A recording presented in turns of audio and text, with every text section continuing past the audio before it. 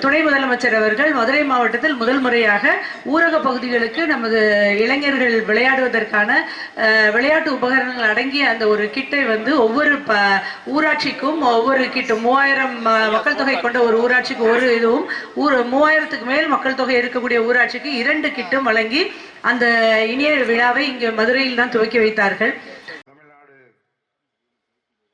விளையாட்டு மேம்பாட்டு ஆணையத்தினுடைய சார்பில் மதுரை ஒலிம்பிக் அகாடமியினுடைய அடிக்கல் நாட்டு விழாவிலே நம்முடைய துணை முதலமைச்சர் அவர்கள் இன்றைக்கு பல்வேறு நிகழ்வுகளை மதுரையில் நடத்தி கொண்டிருக்கிறார்கள். அதிலையும் மிகப்பெரிய அளவிலே இன்றைக்கு எதிர்பார்த்து கொண்டிருக்கக்கூடிய நம்முடைய உலக அளவிலான ஒலிம்பிக் போட்டியை கூட மதுரையிலே நடத்தலாமா என்று இன்றைக்கு முடிவு செய்து கொண்டிருக்கிறார்கள்.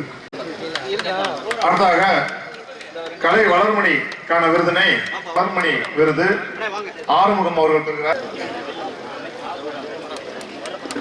கலை முதுமணி விருது கிராமிய கலை கலைஞர்.